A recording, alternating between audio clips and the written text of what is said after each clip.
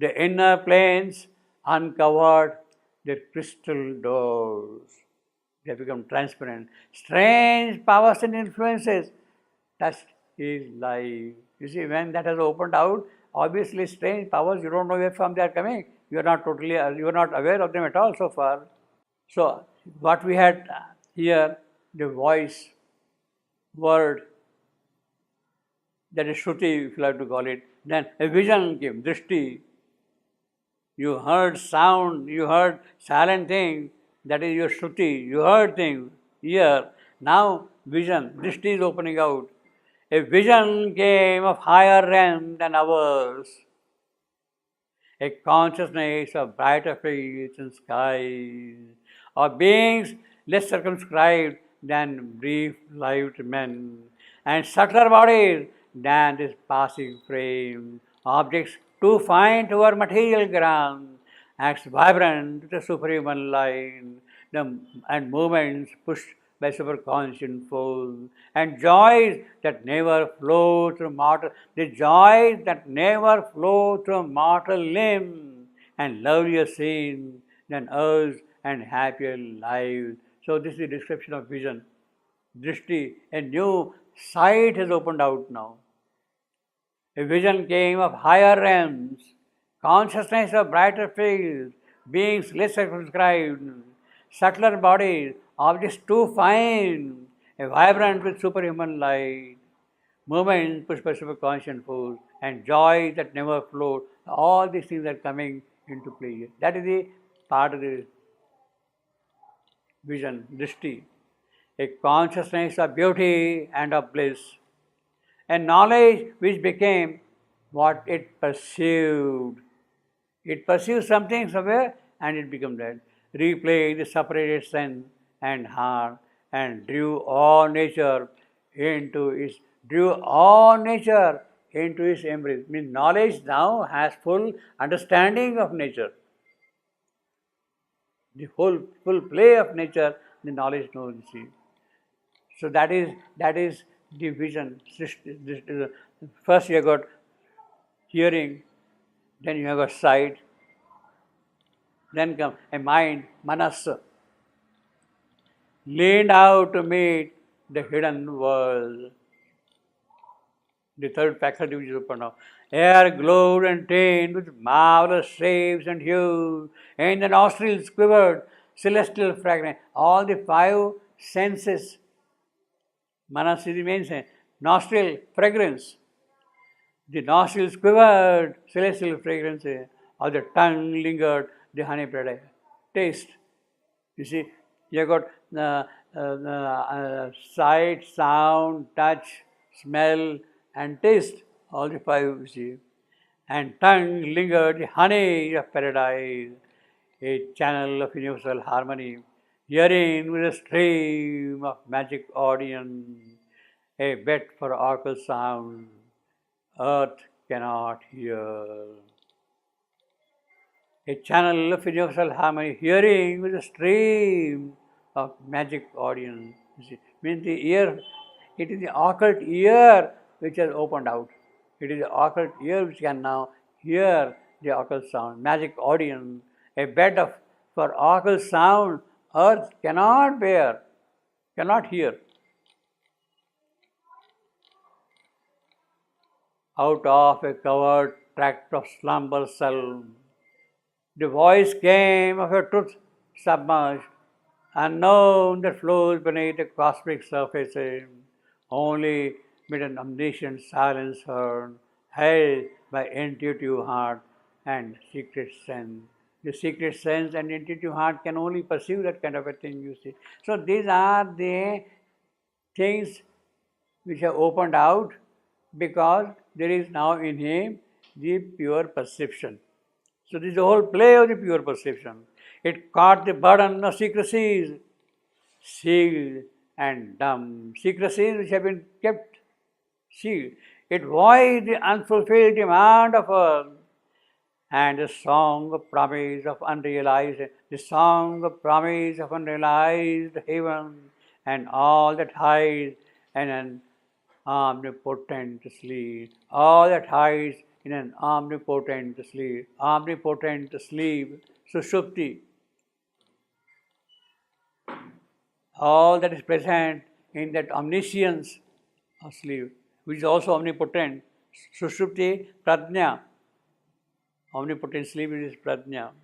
It caught the burden of secrecy, sealed and dumb. It voiced the unfulfilled demand of earth and the song of promise of unsealed heaven, and all that hides in an omnipotent sleep. In the unceasing drama carried by time, on its long listening flood that bear the world, on its time, long listening flood that bear the world, insoluble doubt on a pilgrimage without goal, a laughter of sleepless pleasure, foamed and spumed, and murmurings of desire that cannot die. So, see, with that faculty, this is a kind of a new joy now, new discovery. A cry came of the worst delight to be, you see, it's kind of a rapture now with the senses awakening, you see. A cry of the worst delight, because new senses have awakened in him. He has given the entire description of all the five senses. A cry of the worst delight to be. See, senses, it is they who bring pleasure, who bring delight. So it is a new sense and new delight. The grandeur and greatness of its will to live, recall of the soul's adventure into space. Why the soul has come? It is recalling that kind of a thing, you see. A traveler through the magic centuries, and beings labor in matter's universe. Beings labor in matter's universe. Yes, God is laboring in matter, in the material world. He sees all that. A throb of satisfaction and content in all the sweetness of gifts of life, a large breath and pulse and thrill of hope and fear, its taste of pangs and tears of ecstasy, its taste of pangs and tears of ecstasy. It's, You missed two lines. yeah. Its search for the mystic meaning of its birth. This Yeah. you didn't read it. Its taste of pangs and tears and ecstasy, its rapture's poignant beat. The traveler's flute. After the traveler, there is two lines. In search for the mystic meaning of his birth and joy of high spiritual response. I had missed them, but okay. Well, that is what happens. A traveler through the magic centuries, that is the magic. A traveler through the magic centuries and beings labor in matter's universe. Beings labor in matter's universe. In fact, that is the endless work of the being. He is doing constantly there in matter's universe. In search, what is the work? In search for the mystery, for the mystic meaning of its birth.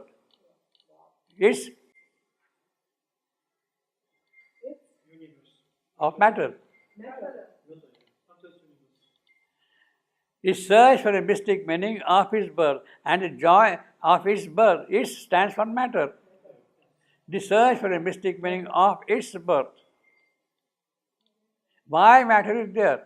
What is the mysticism? He is searching for that. Matter, what the matter is there for? Matter may be drugging, etc., all that kind of thing. But what it is really there, that is searching. Its search is for being.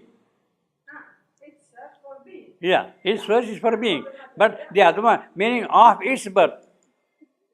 Second is for matter. For matter. Okay. Birth for matter, but search for being. Yeah. Okay. Second is for matter, the first is for being.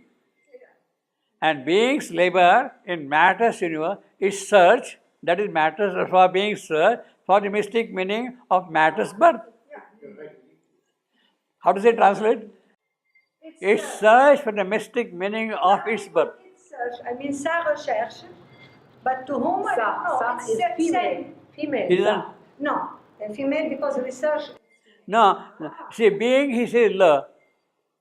Lur. No, he translated exactly like the English. I mean, you have to also understand which meaning. No, but no, matter is feminine or. But in English, in French, it's not like this. No, in matter in French is feminine or feminine. So it should be lur, again lur.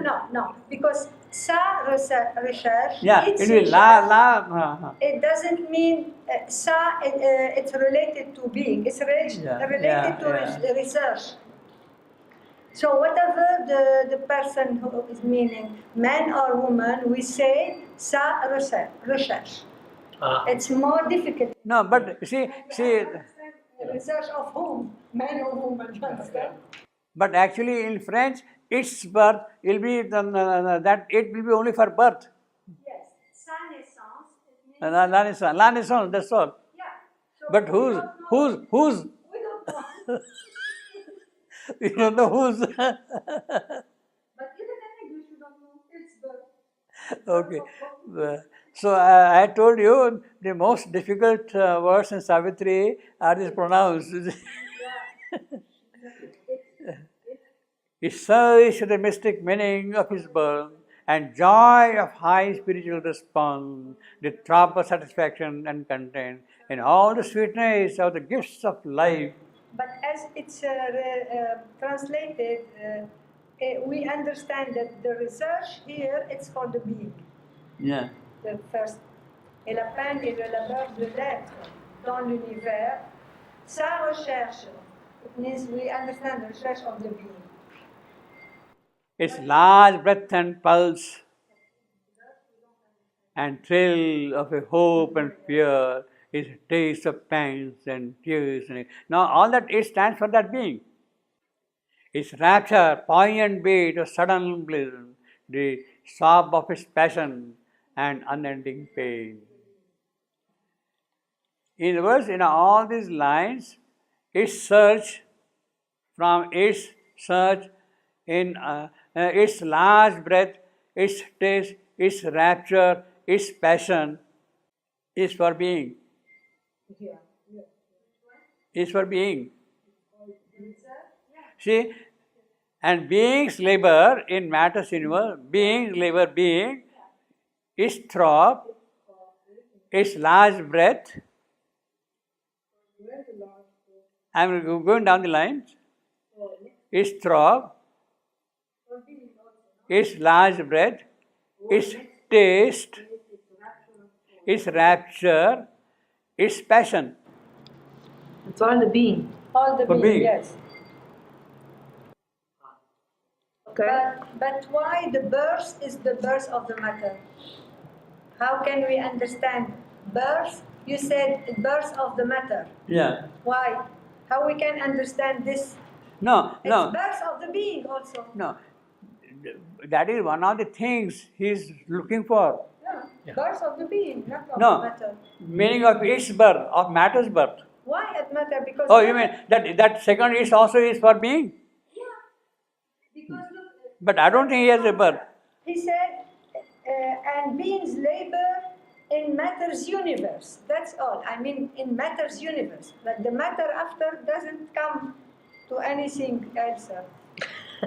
Yeah, I mean, after it's the birth of the being, not of the matter, because the matter is related only to universe. Well, let me see it again. But you see, if you want to go further down, further up rather, recall of the soul's adventure into space.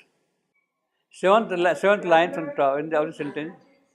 Recall of the soul's adventure into space. A traveler through the magic centuries and being's labor in matter's universe. I think it is for being. It is for being, not for soul. It is for, because it is being who is in search of things, who is laboring. It is being who is laboring. Laboring for what?